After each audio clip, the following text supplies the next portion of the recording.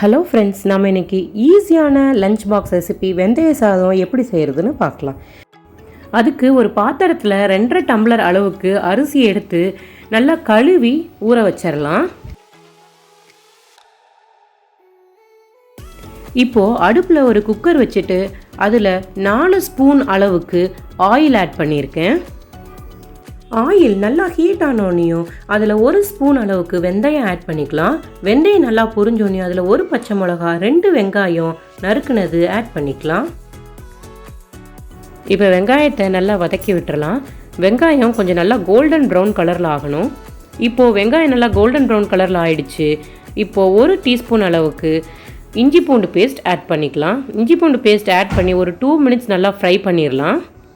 அடுத்து இதில் 1 தக்காளி நறுக்குனது, 1/4 டீஸ்பூன் அளவுக்கு மஞ்சத்தூள், இது ரெண்டையும் ஆட் பண்ணி நல்லா தக்காளி குழஞ்சி வர அளவுக்கு வதக்கணும்.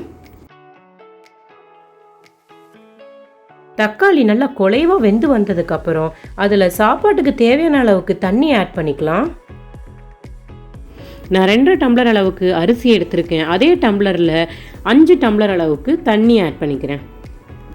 தேவையான அளவு உப்பு போட்டு நல்லா கொதிக்க விட்டுறலாம். இப்போ நல்லா கொதி வந்துருச்சு.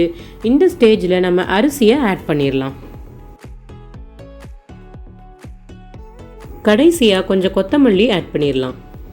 குக்கரை மூடி நல்லா ஆவி வந்ததுக்கப்புறம் விசில் போட்டுடலாம். ஹை ஃப்ளேமில் வச்சு ஒரு 2 விசில் வந்ததுக்கப்புறம் அடுப்பை லோ ஃப்ளேமில் மாற்றிடுங்க. லோ ஃப்ளேமில் வச்சு ஒரு 5 நிமிஷம் ஆனதுக்கப்புறம் அடுப்பை ஆஃப் பண்ணிடலாம். இப்போது ஆவியெல்லாம் நல்லா அடங்கிருச்சு. இப்போது குக்கரை ஓப்பன் பண்ணிடலாம். அவ்வளோதாங்க, ஈஸியான வெந்தய சாதம் ரெடி ஆயிடுச்சு. இதை கத்திரிக்காய் கடையில் கூட வச்சு சாப்பிடும்போது ரொம்ப அருமையாக இருக்கும்.